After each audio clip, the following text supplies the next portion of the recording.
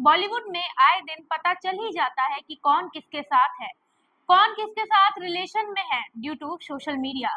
Celebrities इस बात का फायदा भी उठाते हैं।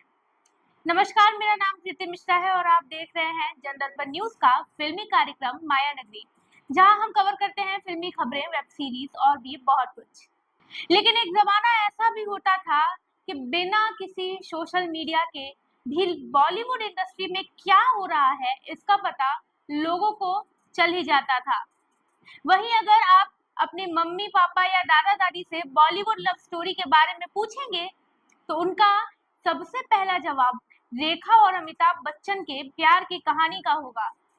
ये लव स्टोरी वैसे तो काफी मिस्टीरियस है, क्योंकि खुद अमिताभ या रेखा ने भी इसे पब्लिकली एक्सेप्ट नहीं किया है, लेकिन दुनिया के बाकी लोगों को ये पक्के तौर पे पता है कि इन दोनों के बीच में कुछ ना कुछ जरूर चल रहा था। वहीं रेखा से मिलने के पहले अमिताभ जया से शादी कर चुके थे और उनके 2 बच्चे भी हो चुके थे और ये शादी लव मैरिज थी। अब शादी के कुछ सालों बाद पूरे इंडिया में ये खबर फैल गई कि अमिताभ की गर्लफ्रेंड है और वो और कोई नहीं बल्कि रेखा जी हैं।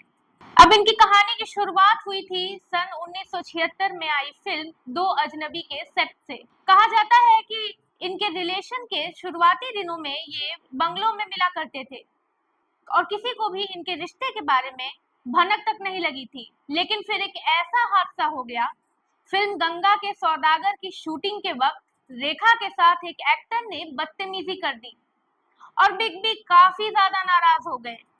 वहीं रेखा को लेकर उनकी पब्लिकली लड़ाई मीडिया में फैल गई। हर एक न्यूज़पेपर में कहा जाने लगा कि अमिताभ और रेखा का चक्कर चल रहा है।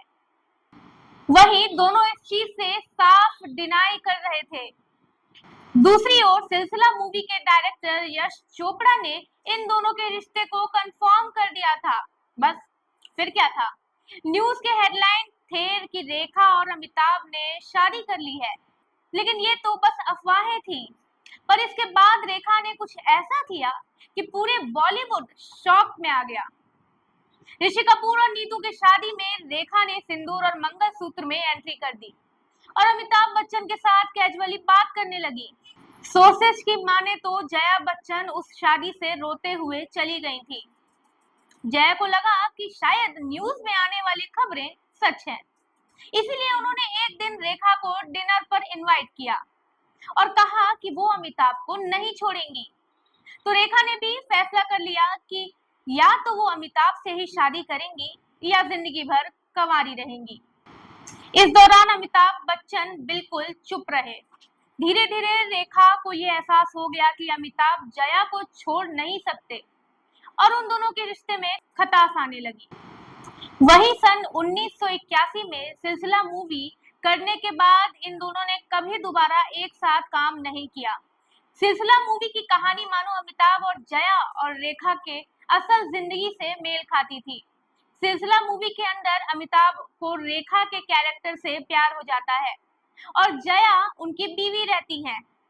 वही यश चोपड़ा ने कहा कि जया बच्चन को ये मूवी इसलिए पसंद आई क्योंकि लास्ट में अमिताभ बच्चन अपने पत्नी के पास चले जाते हैं।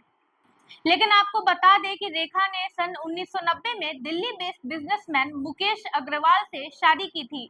उनकी शादी 7 महीने ही टिकी थी कि मुकेश अग्रवाल ने रेखा का दुपट्टा बांधकर फांसी लगा लिया था। इसके बाद से लोगों ने रेखा को प्यार में अनलकी मान लिया। रेखा आज भी सिंदूर और मंगलसूत्र में किसी भी फंक्शन में दिखाई देती हैं। इस पर सवाल पूछे जाने पर रेखा बताती हैं कि उनके लिए ये बस एक फैशन स्टेटमेंट है। तो ये थी रेखा और अमिताभ की अधूरी लव स्टोरी। हमारे द्वारा दी गई इंफॉर्मेशन आपको कैसी लगी, कमेंट करके जरूर बताएं और देखते रहें जनदर्पण न्यूज। धन्यवाद।